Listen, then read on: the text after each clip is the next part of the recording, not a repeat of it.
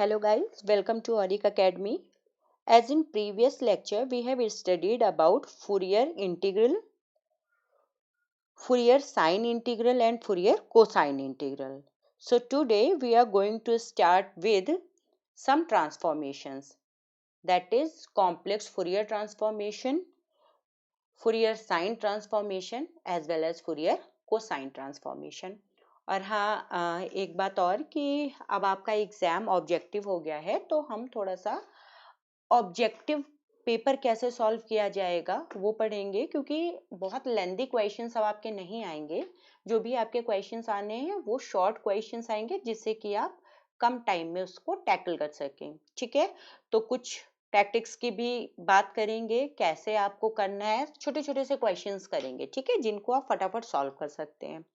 तो देखिए, सबसे पहले आपको कौन सी डेफिनेशंस याद रखनी है उनकी बात करते हैं। तो आपको जैसे कॉम्प्लेक्स फूरियर ट्रांसफॉर्म को याद रखना है कि क्या होता है। हो सकता है आपको डायरेक्ट यही फंक्शन 4 ऑप्शंस दिए जाए और आपसे पूछा जाए कि आप इसमें से बताइए कि कौन सा फूरियर ट्रांसफॉर्म ऑफ एफएक्स है, राइट। तो आपको फॉर्मूले जितने भी हैं, जैसे ये जो फॉर्मूला है या ये है, ये आपको एज इट इज लर्न करना है। ठीक है, और जब भी आप अपने नोट्स बनाइए हाईलाइट देम, राइट, जिससे कि आप एक बार में याद कर सकें। तो ठीक है, चलिए देखते हैं कॉम्प्लेक्स फूरियर ट्रांसफॉर्म क्या होता है। If a function F is defined on the interval this and is piecewise continuous. Piecewise continuous का मतलब है कि जरूरी नहीं है कि वो पूरा कंटिन्यूअस हो, हम जिस पर्टिकुलर इंटरवल की बात कर रहे होंगे उसमें वो हमारा कंटिन्यूअस होना चाहिए। ठीक है, पीस वाइज का मतलब थोड़ा थोड़ा करके कंटिन्यूअस हो, कुछ पोर्शन में ऐसे।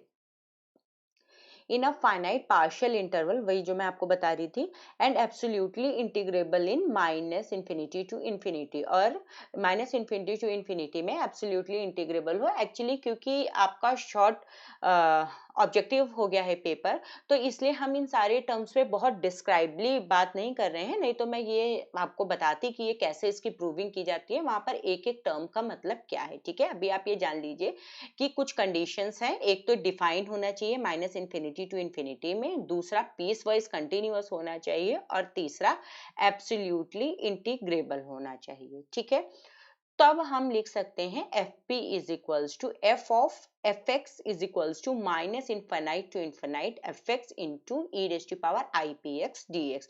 और जहां पर ये जो था, इसको हम क्या बोलते हैं, Fourier transform of F x बोलते हैं, और इसको किससे डिनोट करते हैं, एफ पी से डिनोट करते हैं। ठीक है, और अगर हमसे कोई inverse formula of Fourier transform पूछे तो हम उसको एफ इनवर्स एफ पी से डिनोट करते हैं, उसको एफ एक्स लिखते हैं, और ये क्या हो जाता है 1/2 pi sine of integral limit integral over the limit minus infinity to infinity F P into E raise to power I P X D P. ये आपको दोनों फॉर्मूले इंपॉर्टेंट हैं, जो ये फॉर्मूला है, तो आपको इनको लर्न करना है एज वेल एज अपने नोट्स में लिख लेना है। तो चलिए नेक्स्ट देखते हैं। ये है फूरियर साइन ट्रांसफॉर्म। तो एज वेल एज आपको फूरियर साइन ट्रांसफॉर्म भी याद रखना है। तो इसको आप इससे डिनोट करते हो या इससे डिनोट करते हो, और हम किस इंटरवल में बात करते हैं, 0 से इनफाइनाइट। ये जो लिमिट दी हुई होती है वही इंटरवल हमारा बन जाता है। ठीक है, कुछ लोग क्लोज इंटरवल लिख देते हैं, कुछ लोग ओपन इंटरवल लिखते हैं। क्लोज इंटरवल ये होता है जिसमें एंड पॉइंट्स भी इंक्लूडेड होते हैं। जैसे अगर हमने ये ए बी लिखा है तो इसमें ए भी है बी भी है। और ओपन इंटरवल ये ए बी होता है जिसमें ए और बी के बीच के सारे नंबर हैं, पर ए नहीं है और ना ही तो बी है। खैर, इसको देख लेते हैं। बहुत से लोग जब इंटीग्रल साइन लगाते हैं तो उसको ओपन इंटरवल में ही काउंट करते हैं। ठीक है, तो अभी हमें ये डिस्कशन का हमारा टॉपिक नहीं है, हमें तो फॉर्मूला लर्न होना चाहिए। ठीक है, तो ये फंक्शन एफ एक्स जो है, इसी को आप क्या बोलते हैं, inverse Fourier transform of F S F x बोलते हैं। देखिए, जब भी साइन ट्रांसफॉर्म की हम बात करेंगे, फूरियर साइन ट्रांसफॉर्म की बात करेंगे, तो यहाँ पे हमारा हमेशा साइन होगा। ठीक है, और तो फिर जब और उसी के इनवर्स की बात करेंगे तो उसमें भी साइन होगा। ठीक है, आपको ये फॉर्मूला और ये वाला ये भी लर्न करना है, लिख लीजिएगा। इसके बाद आप फुरियर कोसाइन ट्रांसफॉर्म की बात करते हो तो बिल्कुल एज इट इज चलता है, डिनोट इससे करते हैं, इस इंटरवल की बात होती है और उसका ऐसे लिखते हैं, ठीक है। और जब भी आप कोसाइन ट्रांसफॉर्म की बात करेंगे तो आप ध्यान रखिएगा यहाँ पे कॉस है। देखिए दो ही तरीके से आपको ऑप्शंस में फंसाया जा सकता है। यहाँ पर आपको साइन पी एक्स दिया जा सकता है, पी साइन पी एक्स दिया जा सकता है, ठीक है, पी कॉस पी एक्स दिया जा सकता है, यहाँ बाहर कुछ मल्टीप्लाई करके दिया जा सकता है, या तो आपको ये जो लिमिट है ये चेंज करके माइनस इन्फिनिटी टू इन्फिनिटी दी जा सकती है अगर इस फॉर्मूले से रिलेटेड पूछा गया तो आपको ये सब ध्यान रखना है कि क्या है लिमिट। बिल्कुल सेम इसमें किया जा सकता है, हो सकता है इसकी जगह इसको 2/पाई से मल्टीप्लाई करके F x cos px dp पूछ ले, तो आपको ध्यान रखना है कि यहाँ पे एफ सी पी होता है और आपको कंफ्यूज भी नहीं होना है कि इनके नोटेशंस क्या है, तो आप तभी कंफ्यूज नहीं होंगे जब आप इनको लिख लेंगे, ठीक है। अब ये कुछ इंपॉर्टेंट रिजल्ट्स हैं जिसमें ये रिजल्ट और ये रिजल्ट डायरेक्ट भी पूछा जाता है, ठीक है। बाकी तो अभी तक नहीं पूछे गए हैं पर फिर भी जिससे कि हमारा कोई क्वेश्चन छूटे नहीं तो हम ये 5 फॉर्मूले लिख लेते हैं। ये इंपॉर्टेंट रिजल्ट्स हैं, आपको याद होना चाहिए। पहला तो ये बहुत ही इंपॉर्टेंट है, sine M X upon X D X over the limit 0 to infinity, इसकी वैल्यू क्या होती है पाई/2। बस एक चीज ध्यान रखनी है कि वहां पे m ग्रेटर देन 0 होना चाहिए, यानी x sine x upon x लिखा हुआ है या साइन 2x अपॉन एक्स लिखा हुआ है, आपको ये ध्यान रखना है बस जो भी m हो वो 0 से बड़ा होना चाहिए, ठीक है। और ये रिजल्ट बहुत बहुत बहुत इंपॉर्टेंट है, integral over the limit 0 to infinity E raise to power X square dx, ये आपको एज इट इज लर्न होना चाहिए, √पाई/2 मीन्स इतना याद कीजिए कि आपको अगर आप सो रहे हो कोई आपसे सोते हुए भी पूछे ना तो आप बता पाओ कि इसकी वैल्यू ये होती है, ठीक है। बाकी आप ये फॉर्मूले देख लीजिएगा, इन पे बहुत ज्यादा डिस्कशन नहीं कर रही, ना तो मैं इन्हें प्रूव ही कराने जा रही हूँ, ठीक है। बस आप एक बार इनसे गो थ्रू हो लीजिएगा कि जिससे अगर दोनों जगह प्लस है एक ही जगह पाई रख दिया जाए तो क्या हो जाता है, सेक में आ जाता है 1/2 सेक a/2, और अगर दोनों जगह यही माइनस का साइन आ जाता है तो 10 में आ जाता है, ठीक है। और a माइनस पाई से पाई वेरी करता है। और यहाँ पे देख लीजिएगा sine R X upon X minus B का whole square plus A square D X की वैल्यू, ये तो बहुत ही रेयर केस में पूछा जा सकता है, ये दो बहुत इंपॉर्टेंट है, इनको याद रखिएगा। अब इसके बाद हम लोग कन्वोल्यूशन थ्योरम की बात करते हैं। कन्वोल्यूशन थ्योरम पे भी आपको डायरेक्ट स्टेटमेंट दिया जा सकता है, इसमें ध्यान रखिएगा कन्वोल्यूशन थ्योरम हम हमेशा 2 फंक्शंस के बीच अप्लाई करते हैं, एक फंक्शन हमारा एफ एक्स है, एक फंक्शन हमारा जी एक्स है। इंटरवल की जो भी हम बात करते हैं माइनस इन्फिनिटी से इन्फिनिटी के बीच में बात करते हैं, कैसे डिफाइन होती है, ये मल्टीप्लाई का साइन है ना, ठीक है। F multiply G is equals to, इसको एफ स्टार जी भी पढ़ते हैं, ये क्या है माइनस इन्फिनिटी टू इन्फिनिटी, ये एफ यू है, और ये क्या है एक्स माइनस यू है। ध्यान रखिएगा अगर किसी ने जी स्टार एफ लिखा है तो वो यहाँ पे फर्स्ट लिखेगा जी यू, देन लिखेगा F of X minus U D U is equals to H X. तो ये आप थोड़ा सा ध्यान रखिएगा, जो पहले लिखा है उसको u के फंक्शन में डालना है, जो बाद में लिखा है उसको x माइनस यू के फंक्शन में डालना है, बस इतना ध्यान रखना है आपको, ठीक है।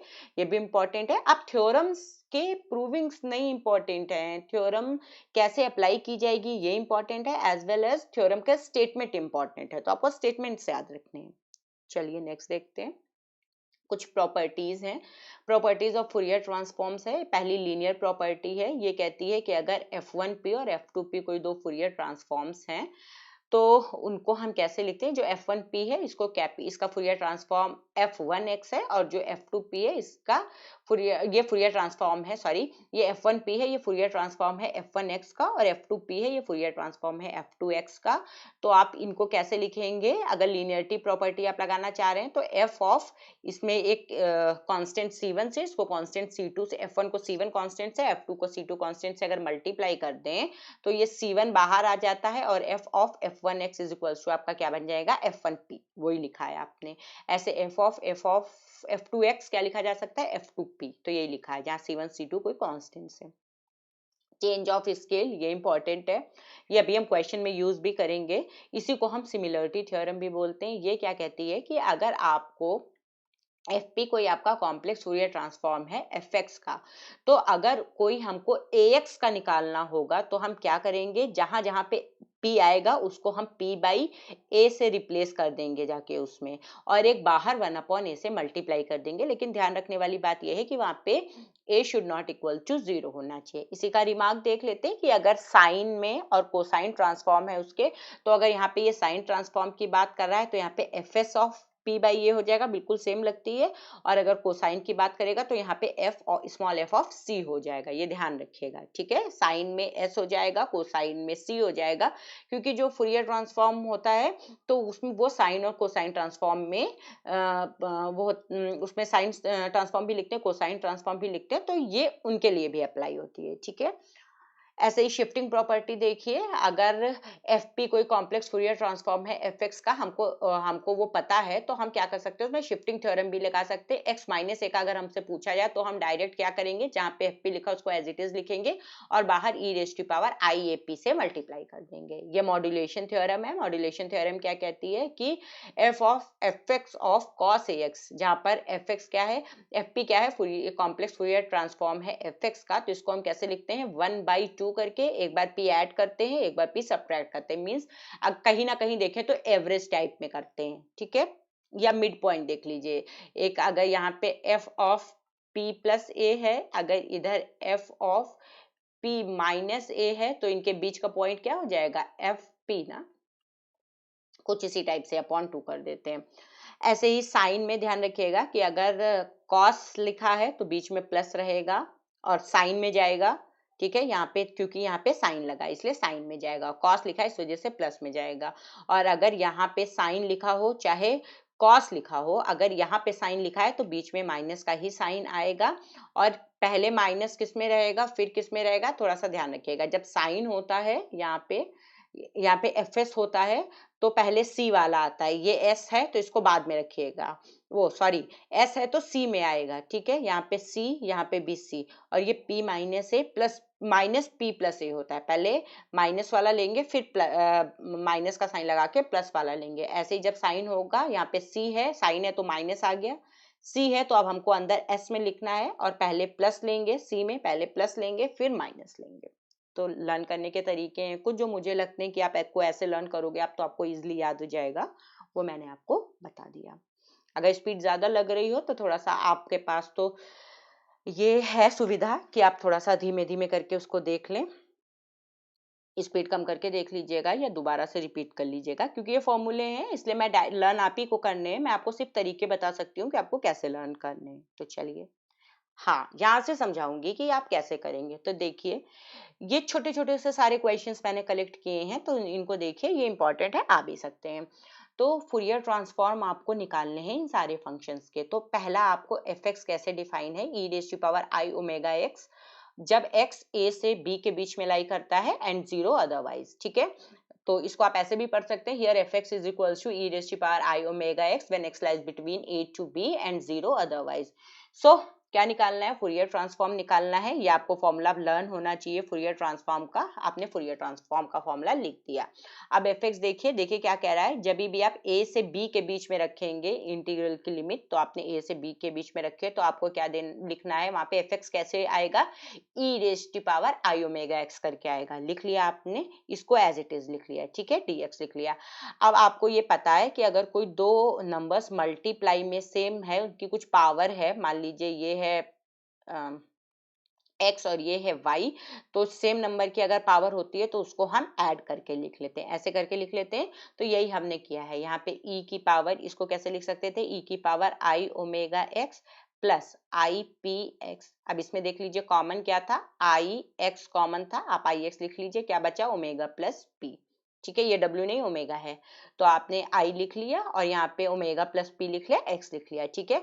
फिर मैंने आपको इंटीग्रेशन करना आता होगा, कुछ को मैंने भी सिखाया होगा, अगर आपको उसमें प्रॉब्लम आ रही है तो मैं आपको बता देती हूँ। आपको क्या करना है, यहाँ पे देखिए x के रिस्पेक्ट में इंटीग्रेट करना है, तो x को छोड़ के बाकी जो कुछ है वो सब अपॉन में आप ले लेते हो, ये डायरेक्ट इंटीग्रेशन का है। वरना तो ये आपको अभी इस वाले क्वेश्चन में मैं आपको समझाऊंगी कि आप कैसे करते हो, लेकिन इसमें मैं पूरा नहीं समझा रही। या तो ये है ना, जैसे आपने इसको मान लिया I W plus P, x को आप t मानते हो, फिर ये आपका एज अ कांस्टेंट ट्रीट होता है, और dx को यहाँ पे आप dx लिखते हो, यहाँ पे आप dt लिखते हो, तो जो dx की वैल्यू है वो आप डाल देते हैं dt अपॉन आई, ये ओमेगा प्लस p।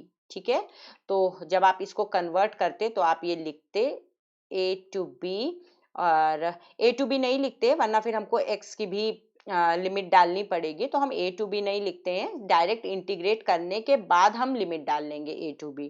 तो ये क्या आ जाएगा, e रेज टू पावर, इस पूरे की जगह आपने t माना था तो t, और यहाँ पे dt upon I omega plus p। तो ये जो आई ओमेगा प्लस p है ये तो बाहर आ जाएगा, आई ओमेगा प्लस p, और e की पावर t का इंटीग्रेशन क्या होता है, e raise to power t। ठीक है, अब t की जगह आप वैल्यू डाल दो, t की जगह कितनी वैल्यू थी, e रेज टू पावर आई, ये थी t की जगह ओमेगा प्लस पी टी, और अपॉन में हो गया आई ओमेगा प्लस पी। ठीक है ना, ये पूरा आ गया, देखिए यही लिखा हुआ है। अब आपको लिमिट डालनी है, किसकी आप लिमिट डालने जा रहे हैं, टी नहीं है, सॉरी ये एक्स है। आपको x की लिमिट डालनी है, आप x की जगह पहले b डाल दो, तो ये तो पूरा आपका एज इट इज आप बाहर कर लो, क्योंकि यहाँ पे x इन्वॉल्व ही नहीं है, यहाँ पे x इन्वॉल्व है। तो डाल दो पहले e raise to power I omega plus P b, और फिर बीच में माइनस साइन लगता है और फिर लोअर लिमिट पड़ती है, तो बीच में आपने माइनस साइन लगाया, e raise to power I omega plus P a। तो ये आपका आ गया, बहुत छोटा सा है लेकिन पूछा जा सकता है। ठीक है, चलिए नेक्स्ट करते हैं। देखिए ये लिखा है एफ पी, सेम आपको करना है, और यहाँ पे इसने क्या दे रखा है कि mod of axis lies between less और इक्वल्स टू इप्सिलॉन दे रखा है। ठीक है, तो अगर ऐसे कहीं पे लिखा है मॉड एक्स इज लेस और इक्वल्स टू इप्सिलॉन, तो इसका मतलब होता है, डायरेक्ट आप लिख सकते हैं, this implies X lies between minus epsilon to epsilon, यानी x की वैल्यू अब माइनस इप्सिलॉन से इप्सिलॉन के बीच होगी।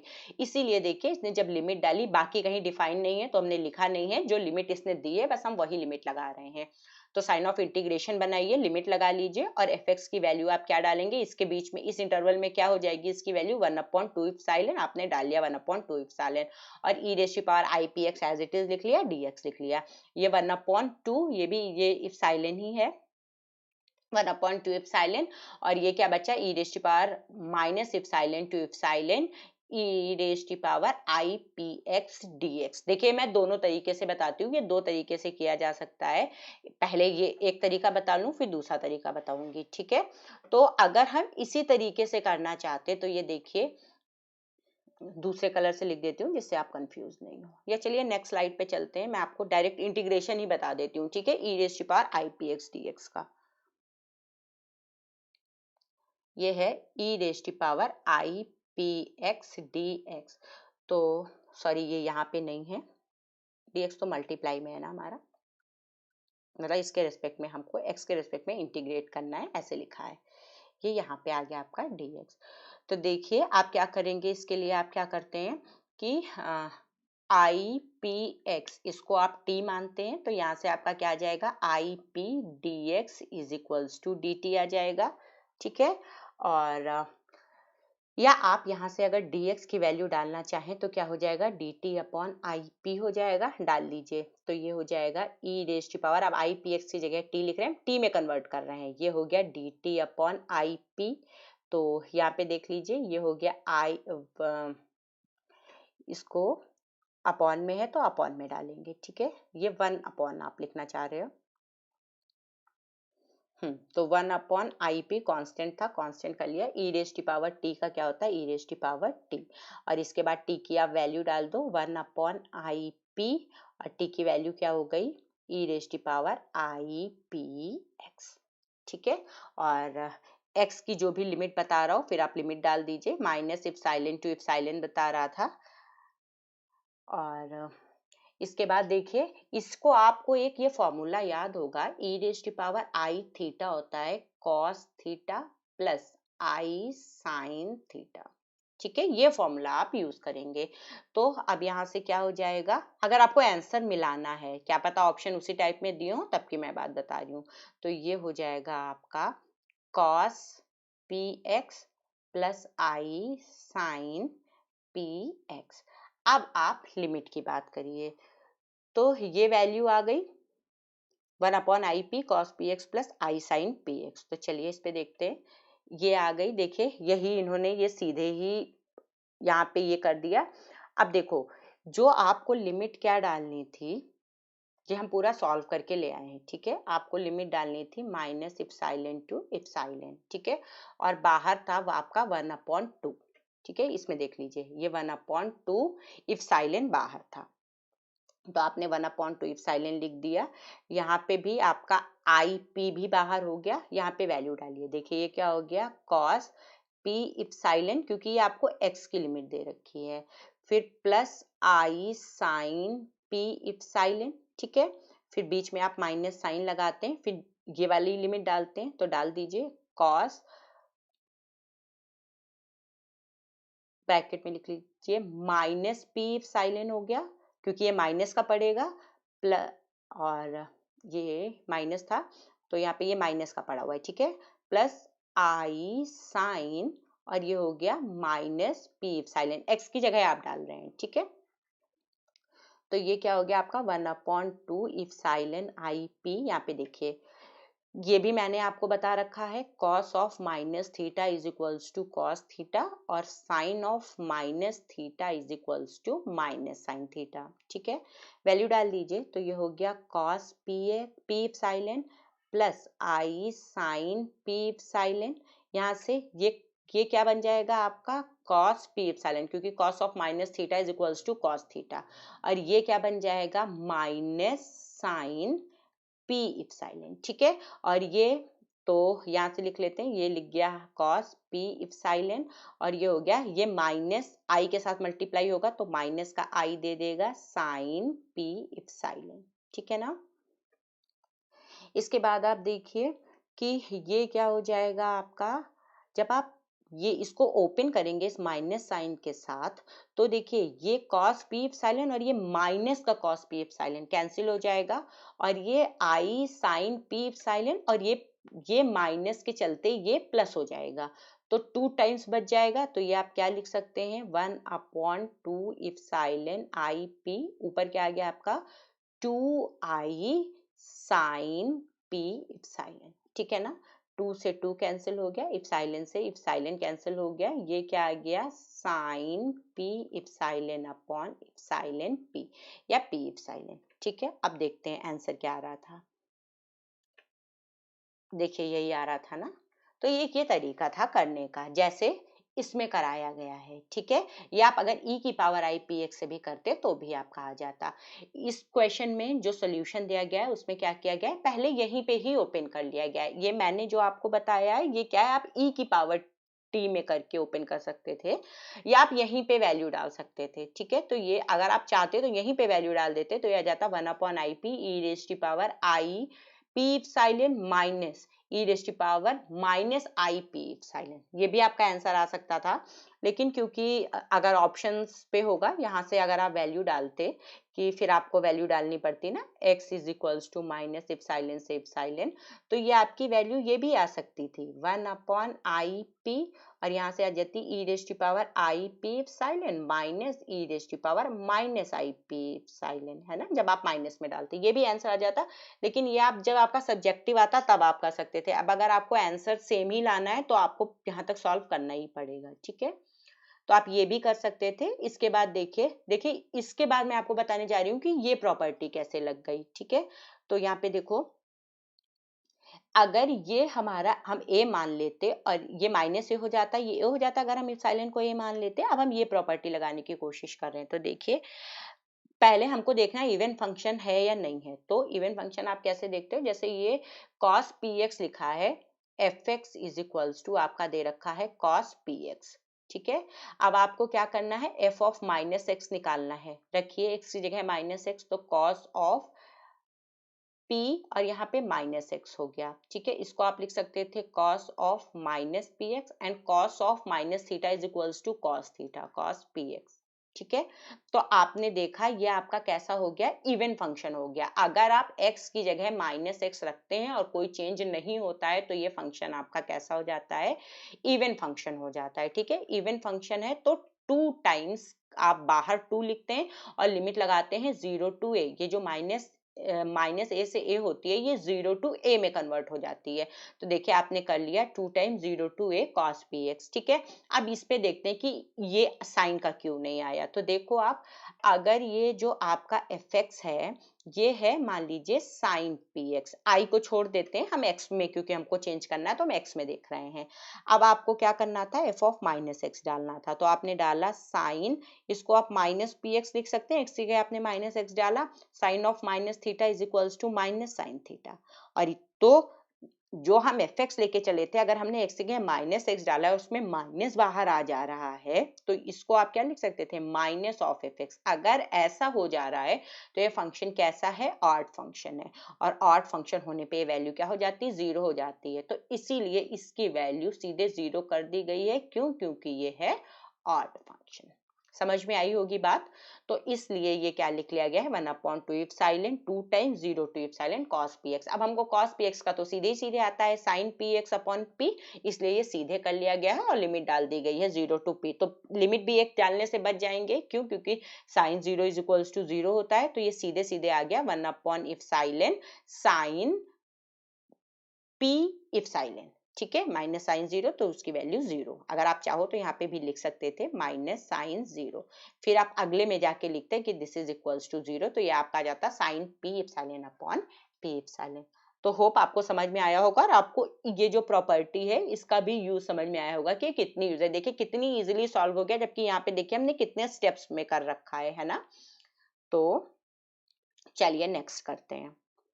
तो ये देखिए थर्ड वन, ये क्या कह रहा है, F x is equals to E raise to power mod X कह रहा है। ये मॉड एक्स के बारे में भी आपको पता ही होगा कि ये x वैल्यू देता है when x is greater than 0, और माइनस एक्स वैल्यू देता है when x is less than 0, और 0 पे 0 ही हो जाता है, क्योंकि वो ना प्लस में आता है ना माइनस में आता है, ठीक है। वो अपना जहां मन करता है वहां जाके वैल्यू ले सकता है, ठीक है। तो वैसे ही आपने लिख लिया, देखिए F X E raise to power I P X D X, और यहाँ पे क्या किया, एफ एक्स की जगह क्या दे रखा है, e raise to power mod of x दे रखा है, ठीक है। फिर देखिए अब हमको x ग्रेटर देन और इक्वल टू 0 पे कर लीजिए, क्योंकि मॉड की वही सेम ही वैल्यू रहेगी, 0 पे तो 0 ही दे देगा। तो देखिए हमने क्या किया है, 0 से पहले एक ब्रेकिंग की है, 0 के बाद एक ब्रेकिंग की है, क्योंकि जब इस जो अपर लिमिट होती है उससे इस ये जो वैल्यू होती है वो छोटी होती है, और जो लोअर लिमिट होती है उससे बड़ी होती है, ठीक है, x की वैल्यू। तो ये जो x है इसकी वैल्यू बात कर रही हूँ मैं, तो ये जो x है यहाँ माइनस इंफिनिटी से 0 के बीच लाई कर रहा है, तो नेगेटिव ही रहा भाई। ये अगर आपकी एक रियल लाइन है तो ये 0 है, इधर सारे पॉजिटिव नंबर्स हैं, इधर सारे नेगेटिव नंबर्स हैं, ठीक है। तो इधर माइनस इंफिनिटी से 0 के बीच में सारे नेगेटिव आएंगे, या इसको आप कह सकते हैं कि यहाँ पे क्या है, x है, अगर x के टर्म्स में बात करें तो यहाँ पे ये लेस देन 0 है, और इस बैरियर से आप लगा लो यहाँ पे x या तो 0 है या 0 से बड़ा है, ठीक है।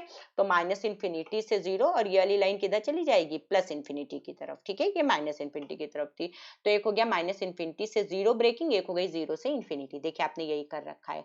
सेम फंक्शन जब माइनस की बात है, तो देखिए अब आप सोचोगे कि ये माइनस था तो यहाँ प्लस कैसे लिया है, तो देखिए ये जो था ये आया इस वाली, मैं इसकी बात कर रही हूँ। यहाँ पे ये क्या आ गया, मैंने आपको बताया कि जब छोटा होगा तो माइनस एक्स आएगा, तो ये एक्चुअली क्या आ गया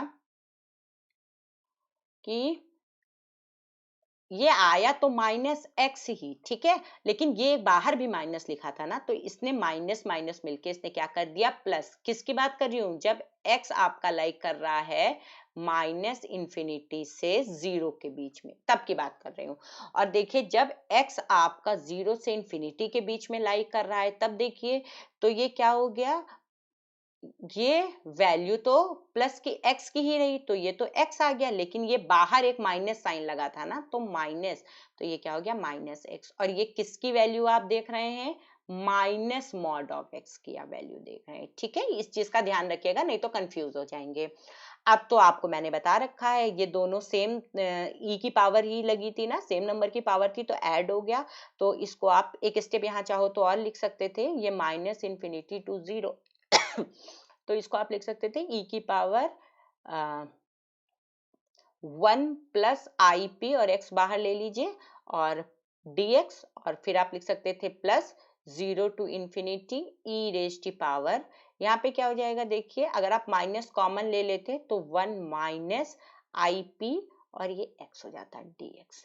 ठीक है, ये लिख सकते थे। फिर मैंने आपको बताया कि नीचे क्या था, x को छोड़ के बाकी सब नीचे आ जाएगा। डायरेक्ट इंटीग्रेशन आपने कर लिया, लिख लिया, और यहाँ पे भी आपने डायरेक्ट इंटीग्रेशन कर लिया। x को छोड़ के बाकी था minus times 1 minus I P, आपने नीचे लिख लिया। लिमिट लगा दी आपने -0 to 0, यहाँ पे आपने लगा दी 0 to 0। तो एक बार आप, अच्छा एक चीज और आपको अब समझनी है, मैं थोड़ा सा ये जो लिखा हुआ है ये सारा रब कर देती हूँ, फिर आपको समझाती हूँ।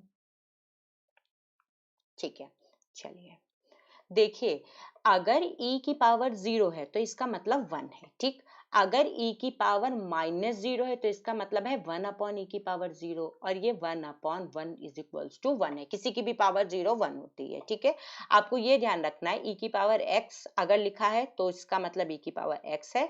अगर e raise to power -x लिखा है तो इसका मतलब 1 upon e raise to power x है। ठीक है, ऐसे ही अगर e की पावर इंफिनिटी है तो किसी नंबर की जो 1 से बड़ा है, अगर हम उसकी पावर बढ़ाते जाते हैं तो उसकी वैल्यू बढ़ती जाती है। जैसे आपने 2 में देखा होगा, 2 रेज टू पावर 1 तो 2 होता है, 2 रेज टू पावर 2 तो 4 होता है, 2 रेज टू पावर 3 तो 8 होता है, ऐसे ही 2 रेज टू पावर 4 तो 16 हो जाता है, 5 करते हैं तो 32 बढ़ता जाता है ना। तो इन्फिनिटी का मतलब है बहुत लार्ज वैल्यू डाल दी तो ये क्या बढ़ता, बहुत बढ़ जाएगा, बहुत बढ़ जाएगा, तो हम लगभग मान सकते हैं कि इन्फिनिटी हो जाएगा। ठीक है, लेकिन अगर e की पावर माइनस इन्फिनिटी है तो इसका मतलब है 1 upon E raise to power infinity. E raise to power infinity का मतलब बहुत लार्ज नंबर है, तो हम लगभग मान लेते हैं कि इन्फिनिटी है। तो अब इसकी वैल्यू क्या आने लगेगी, अगर 1 अपॉन बहुत बड़ा नंबर है तो क्या वैल्यू आने लगेगी, 0 आने लगेगी ना। तो आपको ये ध्यान रखना है, e की पावर इन्फिनिटी का मतलब होता है इन्फिनिटी या बहुत बड़ा नंबर, e की पावर माइनस इन्फिनिटी का मतलब होता है 0। तब आप लिमिट इसमें डाल पाएंगे, तो आप डालिए। अब देखिए, इसकी जब आपने यहां से लिमिट डाली, मैं आपको इसकी लिमिट बता रही हूँ कि आप लिमिट कैसे डालेंगे। तो देखिए, इसकी बात नहीं कर रहे हैं, 1 अपॉन आई पी आप बाहर कर लीजिएगा, सिर्फ इसकी बात कर रही हूँ। डालिए, या मैं ही बाहर लिख लेती हूँ, 1 प्लस आई पी, लिमिट डालिए। तो ये क्या हो गया, ई रेज टू पावर, देखिए ये x क्या है, सबसे पहले x इज इक्वल्स टू 0 पड़ेगा, तो 0 से जब ये मल्टीप्लाई होगा पूरा तो 0 हो जाएगा, फिर माइनस, और e की पावर, देखिए अब x क्या है, ये कुछ भी नंबर आता रहे, जब वो माइनस इन्फिनिटी मल्टीप्लाई होगा तो माइनस इन्फिनिटी दे देगा ना। बिल्कुल ऐसे ही इसमें 1 अपॉन, ये माइनस का था तो माइनस का लिख लेते हैं, ये हो गया 1 माइनस आई पी। और यहाँ पे देखिए, ये जब x इन्फिनिटी पड़ेगा तो ये क्या दे देगा, e raise to power minus infinity, और जब 0 पड़ेगा तो ई रेज टू पावर -0 दे देगा।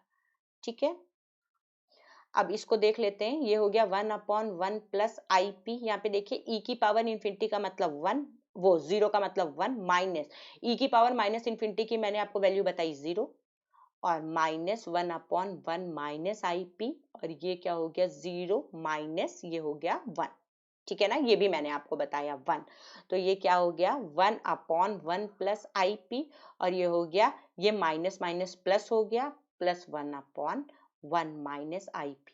तो आपको ये पता होना चाहिए। ठीक है, और इसको थोड़ा सा और सॉल्व कर लेते हैं। तो ये हो गया 1 plus I P into 1 minus I P, और यहाँ पे आप क्या लिख लेंगे, तो यहाँ पे क्या नहीं है इन दोनों में से, 1 माइनस आई पी, तो ये लिख लीजिए, और फिर बीच में प्लस का साइन लगाइए। यहाँ पर क्या नहीं है, 1 प्लस आई पी, तो 1 प्लस आई पी लिख लीजिए।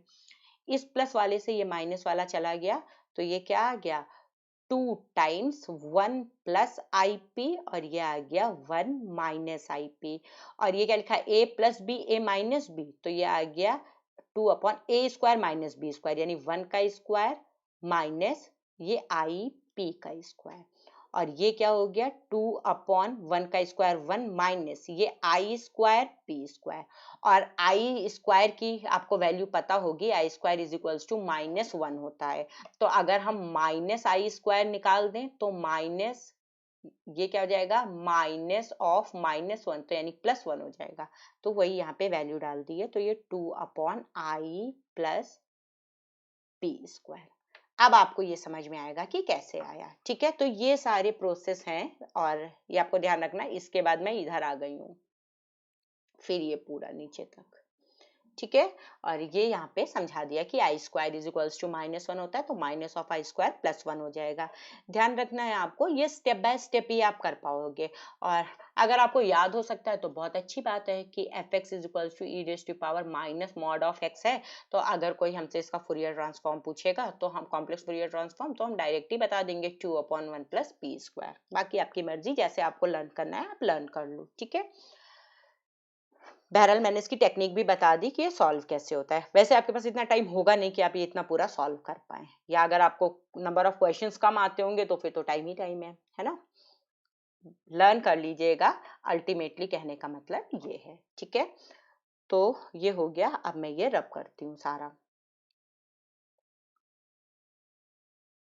नहीं समझ में आया तो कमेंट सेक्शन में जाके कमेंट कर दिएगा। आप तो बताते भी नहीं है कि आपको समझ आ रहा है, नहीं समझ में आ रहा है, कुछ आपको इससे बेनिफिट हो रहा है, नहीं हो रहा है। 2-4 स्टूडेंट्स हैं वही बताते हैं, तो समझ ही में नहीं आता है कि आपको इससे कुछ फायदा भी हो रहा है इतनी मेहनत का, या नहीं हो रहा है।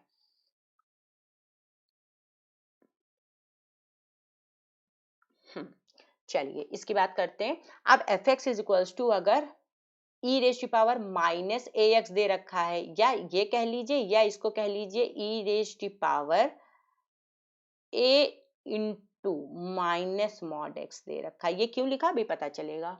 और यहाँ पे ए ग्रेटर देन 0 है। तो देखिए अगर हमको इसका लर्न है, जैसे मैं कह रही थी ना, इसको आप सीधे सीधे लर्न कर लो, ये आपको पता ही होना चाहिए। अगर आपसे इसका फूरियर ट्रांसफॉर्म पूछेगा तो आपको सीधे पता होना चाहिए, ये 2/1 प्लस पी स्क्वायर होता है, ठीक है। तो अगर ये आपको लर्न है तब आप ये कर पाओगे। क्यों? क्योंकि इसमें हम क्या करेंगे, चेंज ऑफ स्केल प्रॉपर्टी लगा देंगे। वैसे तो आप डायरेक्ट भी खैर कर सकते हो, ई की पावर माइनस मतलब जहां पर आपने ये डाल रखा है तो उसकी जगह आप क्या डाल लोगे कि ए एक्स, और यहाँ पे क्या डालोगे माइनस ए एक्स, तो भी सॉल्व हो सकता है। लेकिन अगर आपको याद है तो जल्दी सॉल्व हो जाएगा।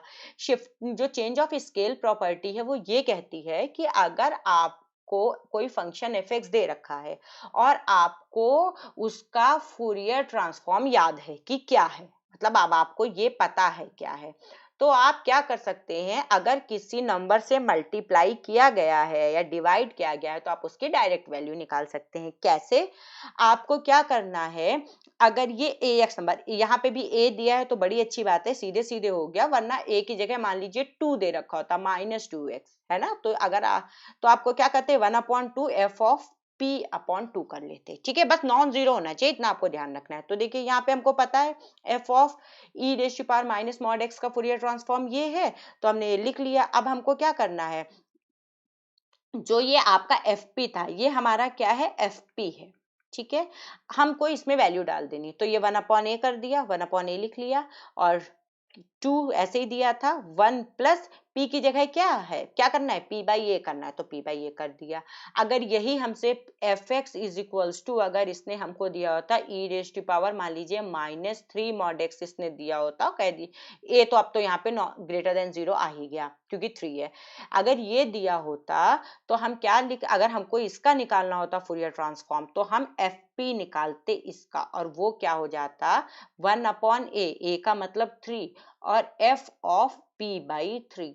तो हम क्या कर लेते 1/3, और यहाँ पे लिखते 2/1 plus P square upon 3 square, 3 square का मतलब 9 हो जाता। तो ये आपका आ जाता 1/3 2, और यहाँ पे आपका आ जाता 9 प्लस पी स्क्वायर अपॉन 9, ठीक है। और ये आपका कैंसिल हो जाता, 3 3 जा 9, तो ये आपका यहाँ पे सीधे आ जाता 6/9 प्लस पी स्क्वायर। तो आई होप अब आप समझ रहे होंगे कि कैसे करना है। तो यहाँ पे आपको कोई भी वैल्यू दे सकता है, लर्न, ये आपको ध्यान रखना है, ये लर्न कर लीजिएगा, फिर ये आप डायरेक्ट ये प्रॉपर्टी अगर याद रखेंगे तो आपको याद आ जाएगा कि जो भी ई के साथ मल्टीप्लाई में दिया हो उसको क्या करते हैं, हम मल्टीप्लाई कर देते हैं, और जो इसमें मल्टीप्लाई कर देते हैं, और जहां पर p दिया होता है उसमें p अपॉन वो नंबर लिख लेते हैं, ठीक है। तो डायरेक्ट हो जाएगा। अब एक और क्वेश्चन ये देखते हैं, फिफ्थ क्वेश्चन। ये क्या कह रहा है, इसने F T is equals to आपको दे रखा है। ये भी कह रहा है जब टी लेस देन ए है तो वैल्यू टी है, और जब ग्रेटर देन ए है तो क्या वैल्यू है। डाल दीजिए। अभी आपको ये पता है minus infinity to infinity F T E raise to power I P T D T होता है। डाल लिया आपने वैल्यू। कहाँ से कहाँ के बीच, अब आप ये खाली डिफाइन है जब mod of t less than a है और mod of t greater than a है। ग्रेटर देन ए पे 0 है तो 0 सीधे सीधे लिख दीजिएगा, और mod of t less than a का मतलब है माइनस ए से ए के बीच में अगर है तो टी है। तो देखिए माइनस ए से ए के बीच में कर दिया, टी था, ई की पावर आई पी टी कर लिया।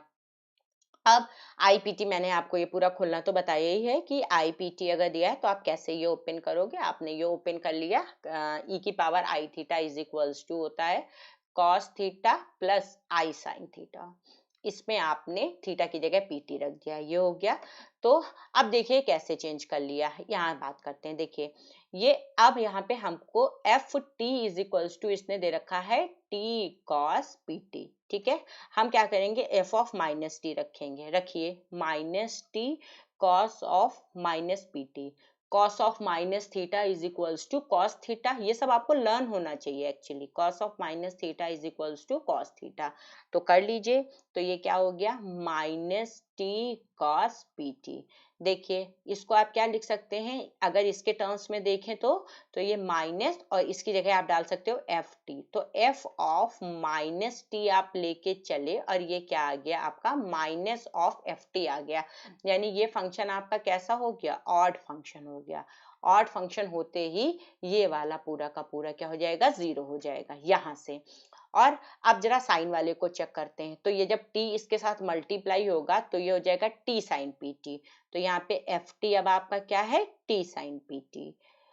रख लीजिए t की जगह माइनस टी, तो ये क्या हो गया, माइनस टी साइन, और ये माइनस पी टी। अब आपको पता है साइन ऑफ माइनस थीटा क्या होता है, माइनस साइन थीटा होता है। वैल्यू डाल दीजिए, तो ये हो गया माइनस टी, और ये हो गया माइनस साइन पी टी। ये वाला माइनस और ये वाला माइनस, ये दोनों मिलके हो जाएंगे प्लस, तो प्लस का टी साइन पी टी। इसका मतलब क्या हो गया, आप f ऑफ माइनस टी लेके चले, यहीं से देख लीजिए, और ये कितना आ गया, इसी के बराबर आ गया, एफ टी के बराबर आ गया। तो f of minus t is equals to f t हो गया। ये फंक्शन कैसा हो गया, इवन फंक्शन हो गया। इवन फंक्शन होते ही हम 2 टाइम्स लिख सकते हैं, तो हमने 2 लिख लिया।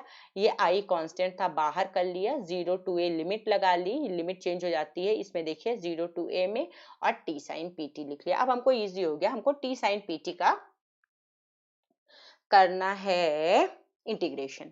तो चलिए करके देख लेते हैं। ये लिखा है टी साइन पी टी, करते हैं पहले।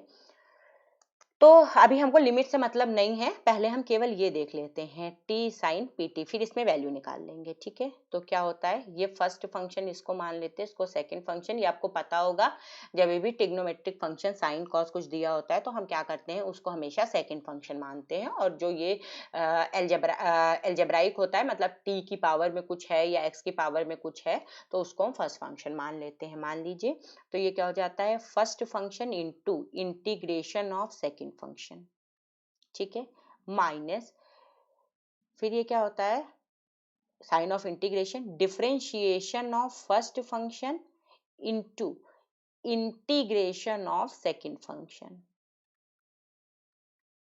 और इसका होल इंटीग्रेशन। तभी हमने बाहर इंटीग्रेशन का साइन लगाया था, नहीं याद हो तो याद कर लीजिएगा। तो साइन का क्या हो जाता है इंटीग्रेशन, माइनस कॉस, तो minus cos p t upon, मैंने बताया था ना कि जो भी मल्टीप्लाई में है टी को छोड़ के वो नीचे कर लीजिए, कर लिया, माइनस, यहाँ पे देखिए टी का डिफरेंशिएशन टी के रेस्पेक्ट में 1, और इसका इंटीग्रेशन तो 1 से कुछ भी मल्टीप्लाई करेंगे डायरेक्ट वही आ जाएगा। Sine p T D t का आप इंटीग्रेशन निकाल चुके हैं, minus cos p t upon p, और ये हो गया डी टी। तो ये आपका हो गया माइनस 1 अपॉन पी, ये हो गया टी कॉस पी टी। यहाँ पे देखिए माइनस माइनस हो गया प्लस, 1 अपॉन पी बाहर कर लीजिए, integration of cos p T D t. तो ये क्या हो गया, minus 1 upon p t cos p t, और ये हो गया प्लस 1 अपॉन पी, कॉस का साइन हो जाता है ना, sine p t upon p, तो इसको आप क्या लिख सकते थे, -1/p T cos p t, और ये हो गया +1/p² साइन पी टी। ठीक है, अब t की आपको लिमिट डालनी है। अब आप t की लिमिट डाल दीजिए, तो ये क्या हो गया, यहाँ पे आपका क्या आ गया, t आपको डालना है। ठीक है, तो -1/p, यहाँ पे t की लिमिट डाल दीजिए, t cos p t, limit कितनी डालेंगे, t इज सॉरी यहाँ से डाल लीजिए, t इज इक्वल्स टू 0।